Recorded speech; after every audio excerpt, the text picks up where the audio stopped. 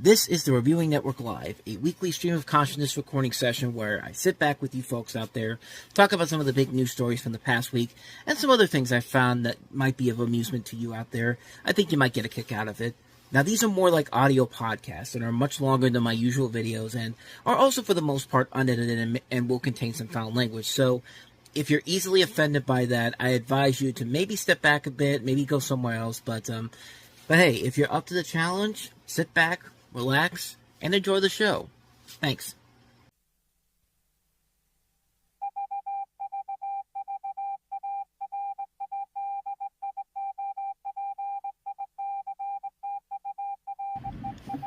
And for the 117th time, we are live from the Reviewing Network studios. Hello, everybody, and welcome to another episode of the Reviewing Network Live. I almost said the NFL Network, but it's not Tuesday.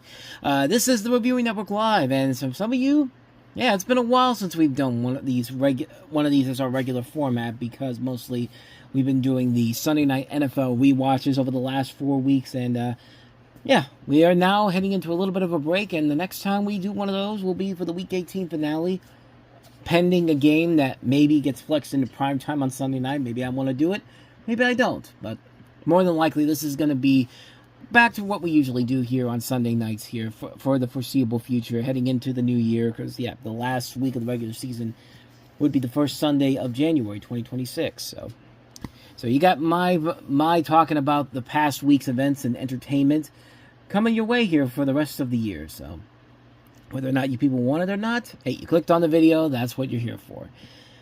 So anyway, with all of that said, it's the Sunday before Thanksgiving, and you know what that means.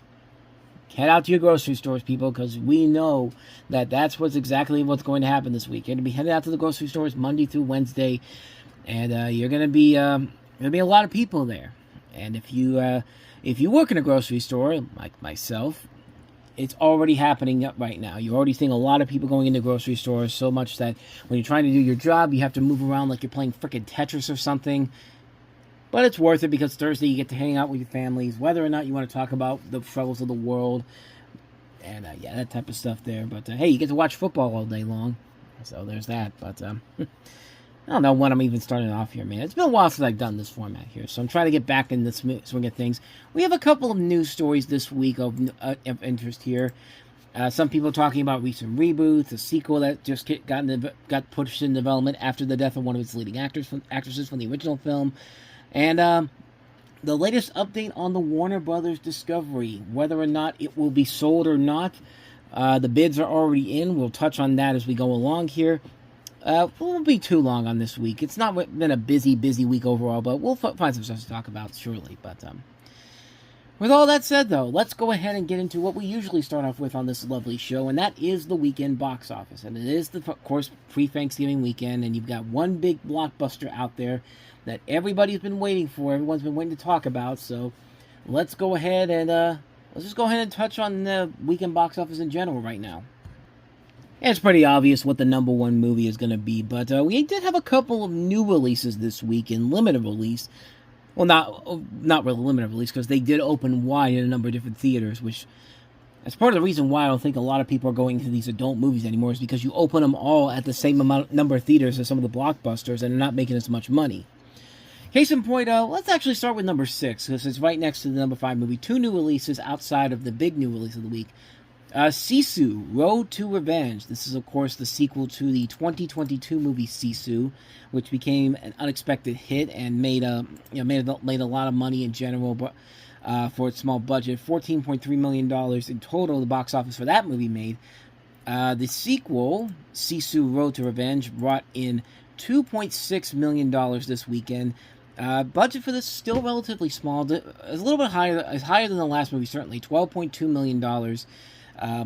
But brought in $2.6 million. If you can count worldwide, it's up to $5.9 million.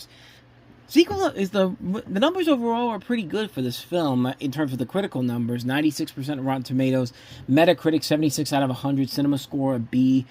So it is doing good critic wise, box office wise.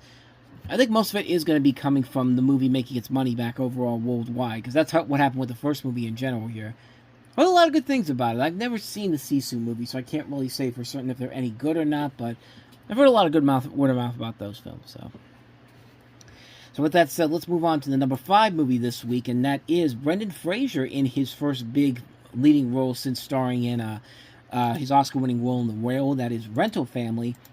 Of course, this was the movie about Brendan Fraser, who's an American actor based in Japan that begins working as a rental family at a rental family agency where he fills in hired roles for strangers. And of course, it's one of those coming-of-age comedy dramas where, this guy comes into these people's lives and he changes their viewpoint, and they change his viewpoint forever. That type of movie overall, sort of the Lost in Translation mentality. Once again, did very well with critics, 87% on Rotten Tomatoes, 68 out of 100 on Metacritic, and an A on CinemaScore, so that's good to see. So this might be a movie that Brendan Fraser will get some Oscar consideration for. I wouldn't be surprised at all. I did want to see it, though. It did look like a pretty good movie. $3.3 million in 1,925 theaters. I don't see a budget on this particular movie in general, but did pretty good, did decent business overall for a movie that not a lot of people were probably expecting to make a ton of money overall. I mean, it's good to see that it's doing as well as it could be. And like I said, it'll probably get Brendan Fraser some Oscar consideration going forward, but we'll see what happens. I do want to see it, though. It does look like a really good movie overall. Speaking of good films, the number 4 movie last week, which was number 2, which sadly has dropped off big time. The Running Man, which brought in $5.8 million this weekend, dropping 65% from last week. $27 million. If you count the worldwide numbers for this, it's up to $48.3 million, and this cost like over $100 to $200 million, so $110 million. Actually not as bad as I thought it was, but still not great numbers overall for this movie, and probably this movie's going to have a really hard time trying to make that money back overall. It's really going to have to do it with worldwide audiences, it looks like at this point, but it could be done, but we'll see what happens. I liked the movie, though. I thought it was actually pretty good overall. So I still think the original Running Man is a great film, but this is actually one of the few 80s remakes that we've had that actually was really good, and one of Glenn Powell's really good films that he started. He actually got a movie that actually was working to his advantages overall as a star, and not crap like Anything But You or Twisters, or Chad Powers, but I digress. Number 3, sticking around at number 3 this week, Predator Badlands, $6.3 million, dropping 50% from last week, bringing its 3-week total to $76.2 million. If you count the worldwide numbers, it is at $159.5 million worldwide. Budget on this, I think, was around $100 million, if I'm not mistaken. It was, I believe it was, $105 million. So it's doing good business overall. And like I said, it was a fun movie overall. I'm really glad to see it's making that money back overall. And like I said, it really is a good movie. It's a really good Predator movie that shows that Dan Trachtenberg clearly knows what he's doing. Let's go ahead and move on now to number 2, which was the number 1 movie last week, which was Now You See Me, Now You Don't, which I still don't know what the hell these people want with what the hell people find with these movies in general, but Now You See Me, Now We Don't. Now to $9.1 million, dropping 57% from last week. $36.8 million after 2 weeks. Budget on this was $90 million, but if you count the worldwide numbers, $140 million worldwide, so it's pretty much made its money back. And sadly means we're going to see more of these movies. I'm sorry, I just never saw the enjoyment factor in any of these movies, and this one does not look any better. So I don't know what it is with these movies that people keep coming back to, but that brings us now to the number 1 movie of the week. And if you have been living under a rock for the last 6 months or so, then I'd like to welcome you out of that rock and show you about the magic of Wicked for Good, which is the number 1 movie this week. Not really much of a surprise at all. Everyone was expecting this to happen, but did record-breaking business overall, $150 million on a budget of Actually, it did make its budget back overall just this weekend alone. So it's instant profit from this point going forward. $226 million worldwide. And just to give you kind of an indication of the numbers that this movie has done, Deadline Hollywood actually has a good article here about the records it broke. It broke a biggest global and domestic opening for a movie based on a Broadway show. Biggest global and domestic opening for Ariana Grande ever. Biggest global and domestic opener ever for Cynthia Erivo. Biggest global and domestic opening for filmmaker John M. Chu. Biggest opening ever for a musical feature by Stephen Schwartz. Biggest domestic and global opening for producer Mark Platt. which surpassed Aladdin, the 2009 Aladdin film movie which he produced for Disney, which was at $213 million. And its previous opening high was the original Wicked with $112.5 million. Biggest first day of the domestic box office for a movie based on a Broadway musical at $68.9 million, beating Wicked's $46 million. Biggest domestic previews for a movie based on Broadway musical at $30.8 million. Biggest opening ever at the November domestic box office for a movie musical, beating Moana 2, which I haven't seen this movie yet, but I'll probably tell you right now, it's probably better than Moana 2 was, because Moana 2 fucking sucked. Second biggest opening at the domestic box office, ahead of Lilo and Stitch, but only behind the Minecraft movie. Second biggest opening for Universal of all time at the domestic box office, beating behind only Jurassic World. Second biggest domestic opening prior to Thanksgiving holiday, only behind the Hunger Games Catching Fire, which had $158 million. Second biggest global promotional partner campaign ever for a Hollywood studio at $330 million. That's with 400 partners, and it's just behind Wicked's $350 million promo partner media value a year ago.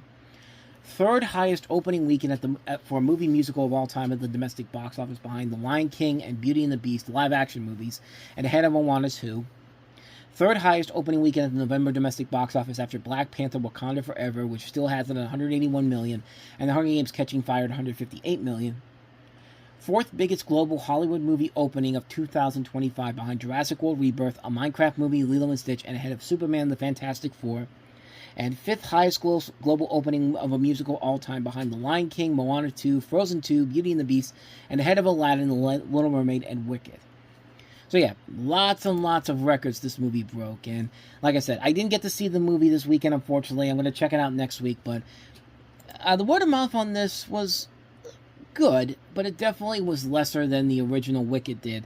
And most of it, I think, is because a lot of people are coming into this relatively new, and I think the mixed reviews and polarizing reviews are from people who had never seen who never saw the Wicked Broadway musical. But the people who saw the musical knew what was coming and actually really enjoyed it. So it's a very interesting scenario that we have here. And I'm one of those people that haven't seen the Wicked show. I've been wanting to see the show for a while now because I love the music from the soundtrack, but I don't know how I'm going to feel about this one. But I do really like the first Wicked movie a lot, so I'm very much curious to see how Wicked for Good is going to pan out here. But I mean, I'm really excited to see what they're going to do here. So, but I wanted to see it though. I do want to see it though, and I'm really excited to see what they'll do with it. So I'm definitely looking forward to checking this puppy out next week. And next week, of course, the big news, the big attention will be on Zootopia 2.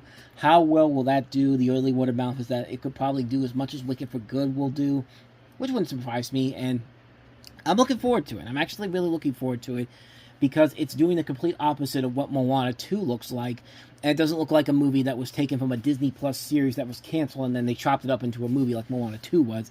This actually looks like a real movie, and hopefully it will turn out to be as good as the original film. I do love the original Zootopia a lot, so naturally I'm going into this one with a lot of high expectations overall. So I'm definitely looking forward to checking this puppy out when it comes out next week. So I'll have my thoughts on that as well as the Wicked for Good on the next episode to talk about the movies, which will be next week. So with all that said, let's go ahead and get into some of the news stories that we have this week, and we'll get to some of the we'll start with the smaller stuff first, because there was some stuff that happened earlier in the week that I wanted to touch on. Starting off with this first one here about the recent Naked Gun reboot and the original's director David Zucker. So this was earlier in the week. This comes from the Hollywood Reporter. David Zucker came out and criticized the Liam Neeson reboot of The Naked Gun that came out this past summer, and I've got the article right here. And it reads like this. David Zucker, who helmed the first two Naked Gun films, wasn't the biggest fan of the reboot starring Liam Neeson and Pamela Anderson. During a recent interview with Women's World, there you go. That's how you know this is already getting into old guy yelling at cloud territory with David Zucker, because of all the magazines that you're going to go to talk about your hatred for the Naked Gun, why the fuck are you going to Women's World magazine of all people? Like, that's a magazine primarily for older women who have nothing else better to do and would rather see somebody doing something outside and calling the cops on them and saying, "Get off my property!" It's like Karen's pretty much, but I digress.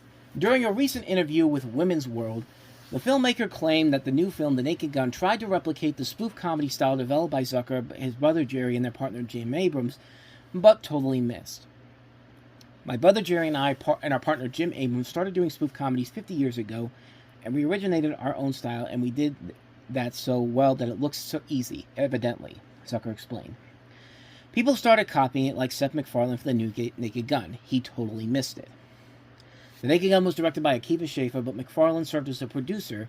The reboot follows Neeson's Frank Drebin Jr., the son of Lieutenant Frank Drebin, played by the late Liam Neeson in the original trilogy, who follows in his father's footsteps and works as a detective to solve a murder case and save his police department from closure. They tried to replace Leslie Nielsen in the new Naked Gun, and you can't replace him. No one else can do that, Zucker added. The Scary Movie 3 director also criticized the production budget for the new Naked Gun installment, which cost approximately $42 million to make. While the original 1988 film reportedly had a budget of $15 million, that would equate to roughly $41 million today once adjusted for inflation. You shouldn't spend too much money on comedies, and one of our rules is about technical pizzazz, Zucker said. Big budgets and comedies are opposites, and in the new Naked Gun you can see they spent a lot of money on scenes full of technical pizzazz while trying to copy our style. He added, everyone is in it for the money now, and that feels like the only reason why they wanted to do a new Naked Gun. Okay, first, there's more here. I'll get to this in just a second here, but the filmmaker previously told The Hollywood Reporter that he had no plans to watch the reboot, but saw the film's positive reception as a sign there's a strong market for comedy in movie theaters and spoofs in particular. He also noted that he wished Schaffer well, but declined an invitation from the directors to see an early cut of it. I told him there's nothing I could do to help, because it really isn't what I would have done, Zucker admitted. That's not to say that he didn't actually end up doing a good movie, but I don't think I could help with that. He had been previously outspoken about feeling burned that he and other team members of the original film were not asked to be involved with the reboot. So, I'll give him credit for saying one thing in particular that obviously makes sense.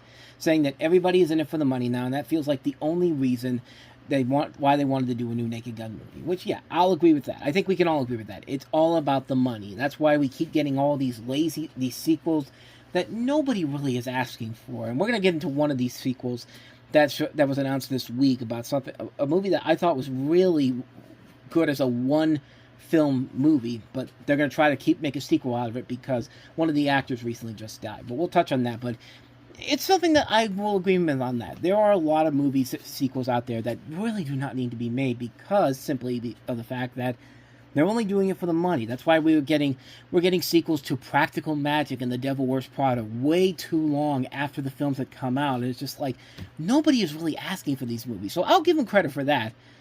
But to go back and but there's also another thing he said here.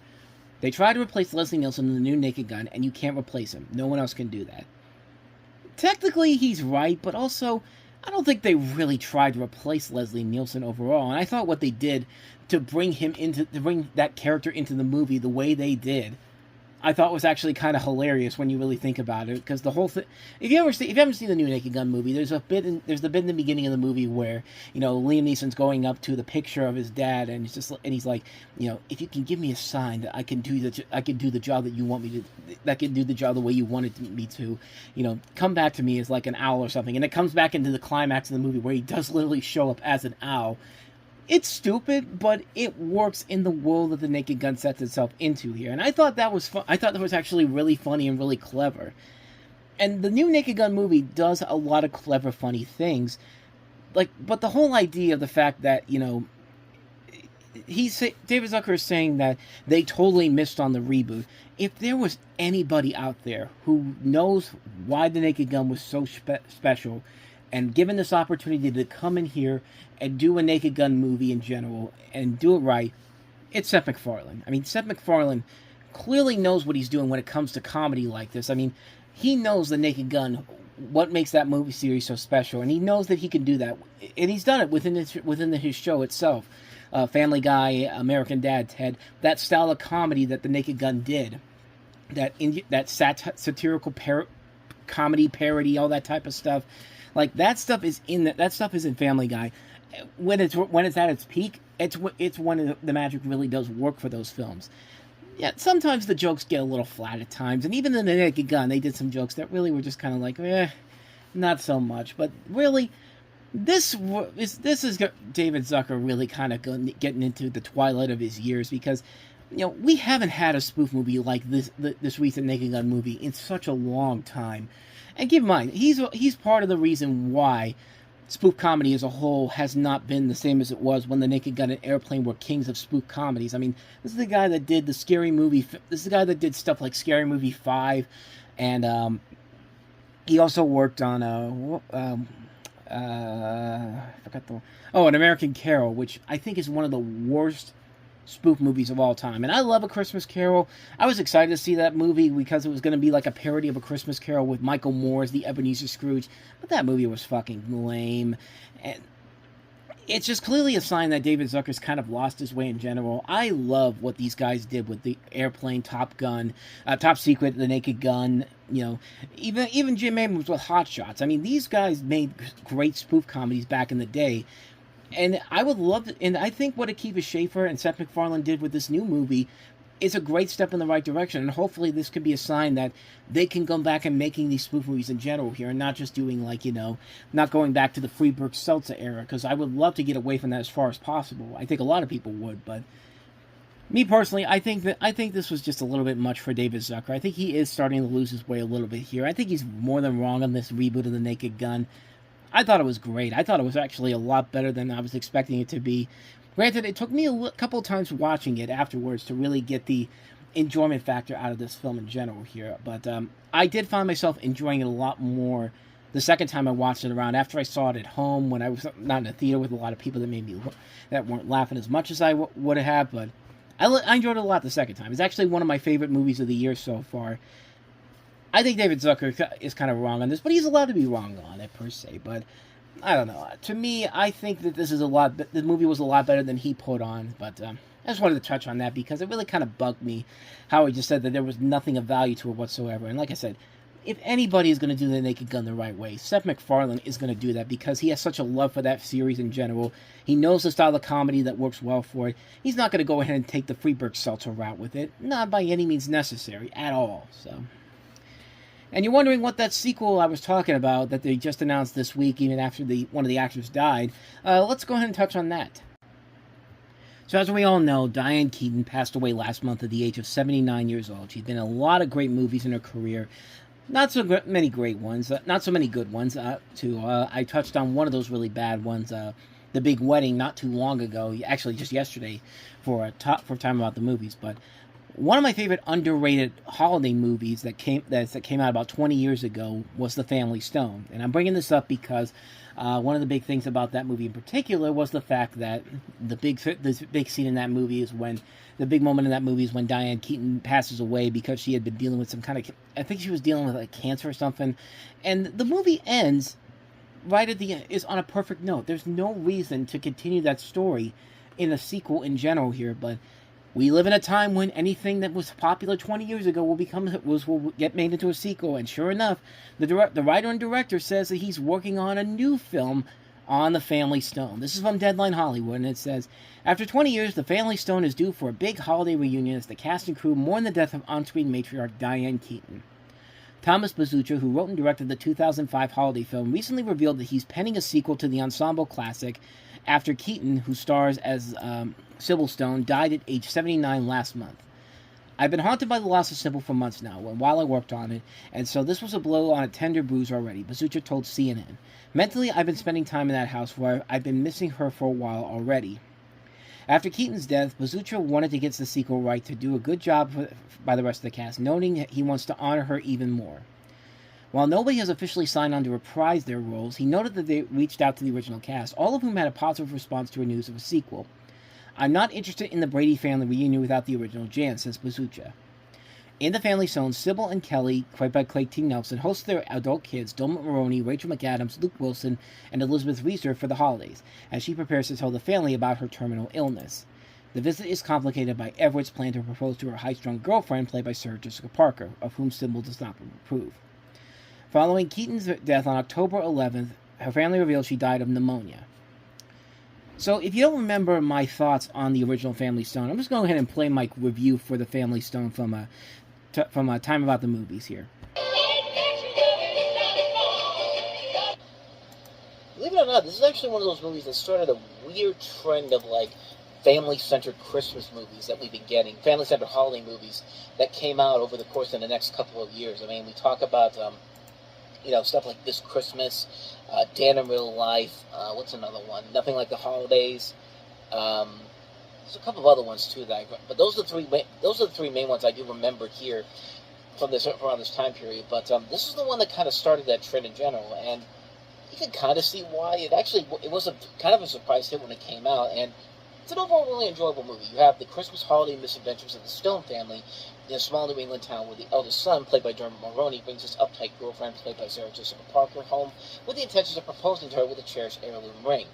Overwhelmed by the hostile reception, she begs her sister, played by Claire Danes, to join her for emotional support, which triggers further complications. And I think you can kind of figure out what those complications are going to be just by looking at that trailer there. But you have a cast that includes Diane Keaton, Craig T. Nelson, Luke Wilson, Rachel McAdams, Rachel McAdams in this movie is absolutely incredible. This was a big year for her in general, to show everybody that she's here and she's going to take over. And this movie just really, not just for a performance that's just so very fun, that's very funny and feels very relatable, but when this movie needs to get dramatic and involve scenes with her, she just sells it, man. Like, there's a reason why she's really taken off in the year since Mean Girls came out. This was a year that really showed what this woman could do, and she really is the standout of the film. I think she really is the best thing about the film in general.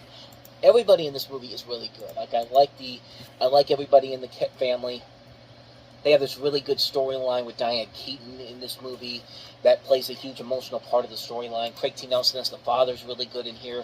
Luke Wilson is very good too. I like the chemistry that he has with Sarah Jessica Parker. Claire Danes' addition in here is really nice too. I like the addition I like what she brings to the table with Dermot Mulroney, which coincidentally, I remember Claire Danes was in Home for the Holidays too, if I'm not mistaken. Yeah, she was in Home for the Holidays in a very, very similar type of film in this, and it's a really good movie, man. Like, I think it's a really well-made film. The only real nitpicky thing I have with it is that the tonal shifts do feel like they're kind of rushing things. Like, those scenes in the trailer, like, you see them being very fun. There's scenes in the trailer, like this scene where, like, they slip on the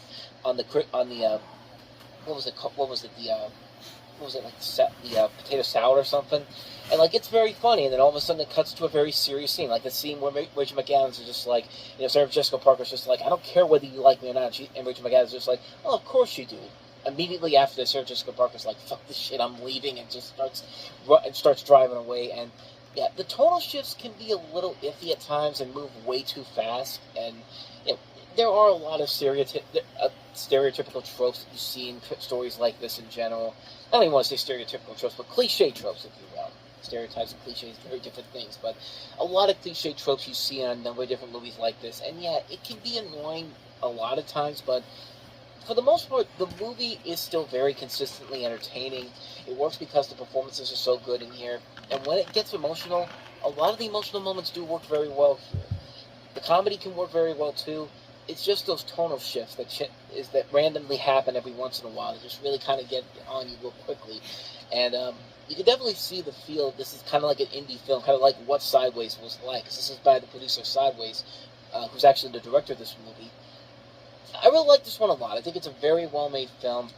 Like I said, the only real nitpicky thing I have is the tonal shift changes that happens every once in a while. But for the most part, it's a really good movie. And one I definitely recommend checking out this holiday season. So yeah, that's my overall thoughts on the original film. The thing with that making a sequel that bugs me is that it's a self-contained story. It's a story that I think pretty much has its already summed up in that one film in general. It runs the way you expect it to. It ends on a nice note. I really don't think there really is much more you can add to the table with a sequel in general here. I mean, it's also a comedy sequel, and I've touched on my thoughts on comedy sequels in the past, and my thoughts don't really change on them, especially sequels that come way past the last time we saw these characters on this big screen. It's just like, if you can't do anything new or give us something incredible with a new story, then there's no point of really doing it. We've seen it a lot this past year. In fact, this year in particular, I think we've had a number of really bad sequels that are probably going to make my bottom 10 list for the year. We've seen a lot of these movies that are just being made because of the name recognition, the IP, and it's just like, most of them have been pretty bad. Sometimes you get a good one here and there, but I mean, it's just my thoughts on comedy sequels in general here. Like, if the director of this is really serious, that he has been developing this for a long time, and this is something that he's so passionate about doing, and he's willing to get everybody he can back to do this. I mean, I'll give it the benefit of the doubt. I mean, I'll give it a shot, but I'm not really getting my hopes up on this one in general here. I mean, like I said, it's just my thoughts on comedy sequels really have not changed much, especially sequels long after the last film. I mean, just this week they also were talking about Girls Trip 2 finally getting into works now for a shoot this summer, which I like the original Girls Trip, but at the same time it's just kind of like, is it really kind of too late? Isn't it kind of too late to do another one of these? But then again, you do get something every once in a while that does work. For example, the Best Man movies are a prime example of a comedy sequel coming way past the original film's release. I mean, that was like a 14-year gap between that and this movie and the newest film. But it definitely worked out in the end for that movie. So maybe there's a chance that this could work out. But I'm not going to get my hopes up right now. But we'll see what happens on that front there. So with that said, let's go ahead and move on to the big story of the week, and that is the latest on Warner Brothers Discovery and its possible selling. So this is something that we've been following pretty much since the beginning of the year, when Warner Brothers was talking about possibly selling to different companies. Everybody's been trying to get their hands on it, but specifically, 3 companies in particular are looking at what's going on at Warner Brothers and wanted to bring that company into their fold. Of course, we have Paramount, who's been the major focus of the news on this, and Paramount's trying to do whatever it can to get the studio no matter what. Comcast, which, if we're being honest here, I feel like that's probably the best overall option for them in terms of which studio should take them, and also Netflix. And I bring these 3 up because this past week was the deadline for non-binding bids for Warner Brothers, and as Deadline Hollywood is reported here, those 3 companies I mentioned are currently in the process of putting it all together to possibly one of them picking them up. Since Paramount, Comcast, and Netflix have submitted bids to acquire all or parts of Warner Brothers Discovery, ushering in a dramatic period of evolution for the media business. Multiple sources confirmed the bidding to deadline, with word coming as the deadline for non-binding bids arrived Thursday. There will be another round after the particulars are hashed out, where bidders will be asked if they want to submit final binding offers. While it comes as little surprise, the chase for WBD promises to remake Hollywood at a time of deep uncertainty about the tech sector, AI, and the rapidly changing habits of audiences. Warner Brothers has insisted that they believe the sale process could be conducted by late December, though the transaction would then require at least a year to be cleared by regulators. The ultimate fate of WBD, home of the famous Warner Brothers Studios, prestige TV power HBO, news pioneers CNN, and DC Comics, has been topic A across Hollywood in recent weeks. Paramount had been in pole position in the race, in part because of its bid for the entire company, including a portfolio of struggling cable networks. Netflix and Comcast are after the studios and streaming parts of the media giant. For employees in Burbank, New York, Atlanta, and other WBD strongholds, the notion of being taken over for the 4th time in a decade is a less than welcome topic.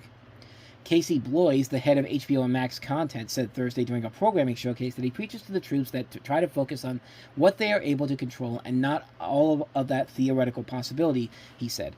Otherwise, it's kind of a waste of energy. David Zaslav, longtime former CEO of Discovery Communications and an ex-NBC executive, engineered the $43 billion deal to combine Discovery with Warner Media in a transaction with AT&T in 2022. The company's stock sunk quickly after the transactions, and the price remained depressed during 3 years of cutbacks, write-offs, rebrands, and redos. One of the biggest and most storied media players has become a takeover target.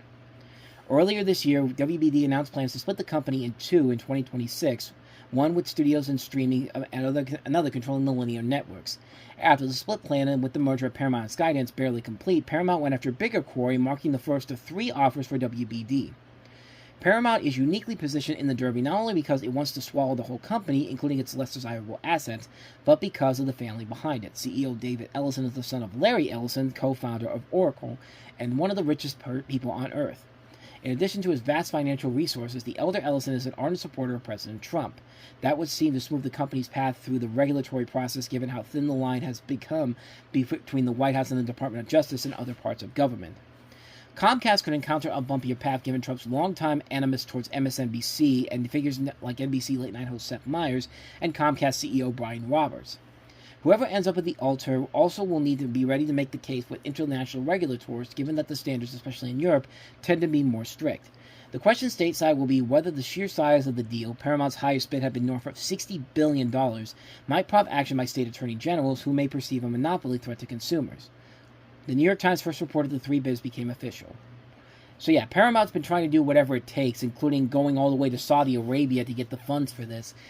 But if we're being, and Netflix has said themselves that if they get Warner Brothers, they will put the focus more on theatrical releasing, which I think they saw what happened with K-pop Demon Hunters and Frankenstein recently, and said, theatrical may actually be the way to go for us, honestly. But like I said, if I had to make a guess on who it's going to be that takes Warner Brothers, the front running bet would be Paramount. But the best bet, the one that should happen, is that Comcast should take over Warner Brothers, mostly because, if we're being honest, Comcast themselves have pretty much had Warner Brothers in their pockets since the beginning of the decade, and even past that, because they do so much with Warner Brothers material, the Harry Potter rides at Universal, and just recently, the Warner Brothers and Universal companies have been releasing physical media through the same company, Studio Distribution Services. So they're already in the mold, to the point where you get box sets out there with Universal and Warner Brothers titles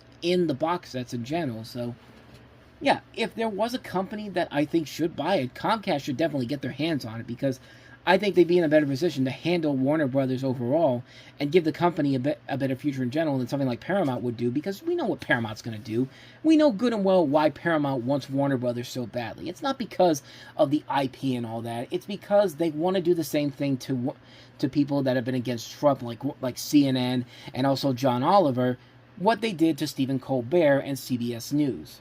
I mean, really, that's pretty much what it all comes down here, because John Oliver is probably next on the Donald Trump's target list after Jimmy Kimmel, Stephen Colbert, Seth Meyers. That's pretty much what that's all about there. And if Paramount takes over Warner Brothers, you can pretty much tell that that's pretty much what's going to happen as soon as they get the rights to go ahead and get it.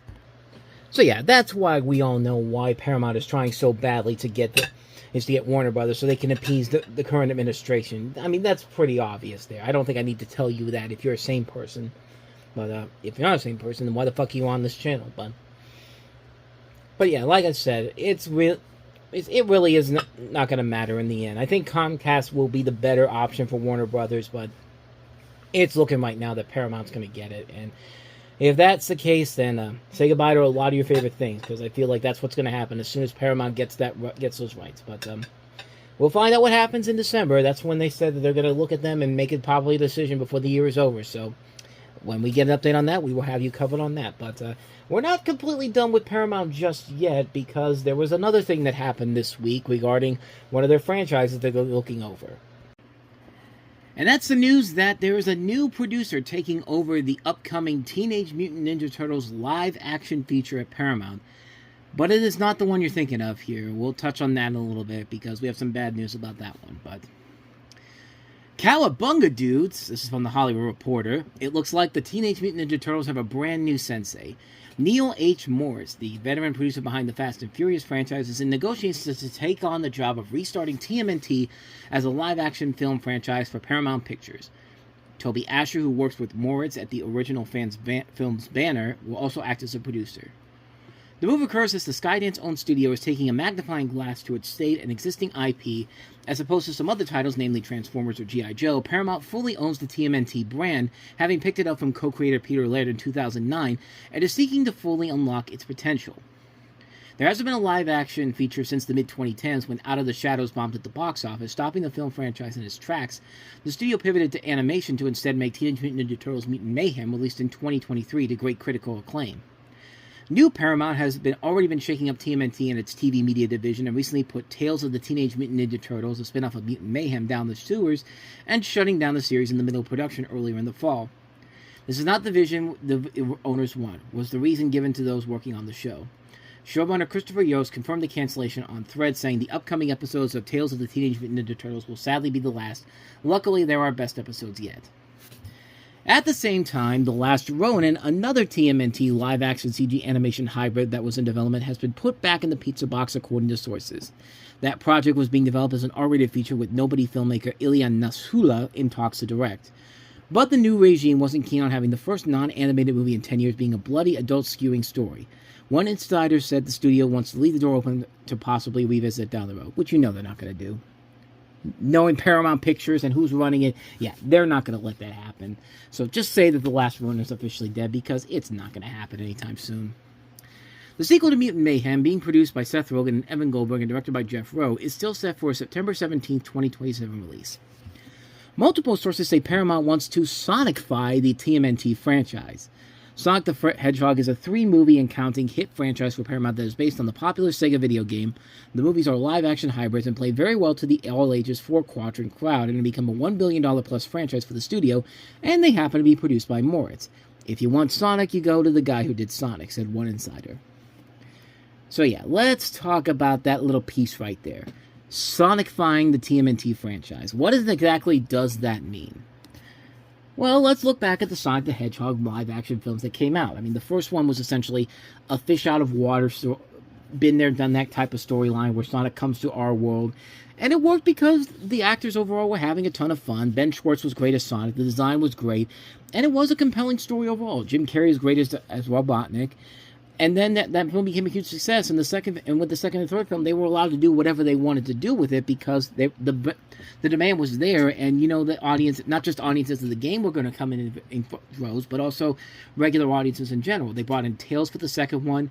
They brought in a lot of elements from Sonic the Hedgehog, from the other Sonic the Hedgehog films, and especially with Knuckles coming into the picture as well, played by Idris Elba. And then Sonic the Hedgehog 3 was the big one, where they brought in Shadow, and then at the end of the movie they introduced Amy in there. So they're doing a good job. They're doing a good job because they're taking from the video. They got people who love the video game, love the source material, and they're bringing these people in here who know what they're doing and know that just let them keep cooking, because they're making more and more money with each passing film.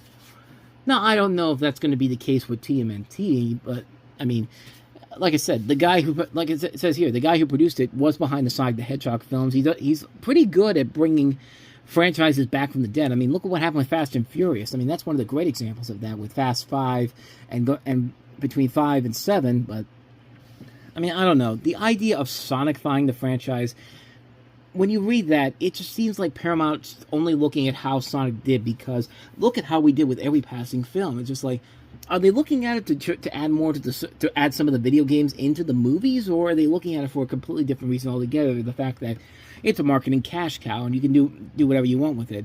That's the thing that's got me and a lot of people worried about this particular news in general here. I mean, it sucks that they're not doing the Last Ronin movie, but honestly, it seemed like that was going to be a tougher task to do than you would expect. And now with Paramount under its new supervision, more than likely that was never going to happen at this point. So that doesn't really shock me that that's not in the works anymore, but I don't know. I don't know if this is a good thing that they're trying to Sonicify the franchise by doing this or what, but it's got me questionable of what the situation is going on with that. But hey, we're still getting Mutant Mayhem 2 coming out in a couple of years, and we got the Teenage Mutant Ninja Turtles short coming out next month with the SpongeBob short movie. So it's not like they're going away anytime soon. But it's just something that it just gets me a little concerned about where the decision is going to go with this franchise going forward. But then again, we'll see what happens as time goes on. So with all that said, that's pretty much all I have for you this week. That was all the big news stories. It was not really a big news week in general, but with that said, let's go ahead and get to some recommendations for the week, and then we can get on out of here. So this week, of course, is Thanksgiving week, and before we get to the new releases, of course, I gotta have my usual Thanksgiving recommendations. Charlie Brown Thanksgiving, Garfield Thanksgiving, Home for the Holidays, The Family Stone could also be considered kind of a Thanksgiving movie, but of course, you can't have Thanksgiving without Planes, Trains, and Automobiles. I mean, those are my 5 recommendations I will usually give to most people.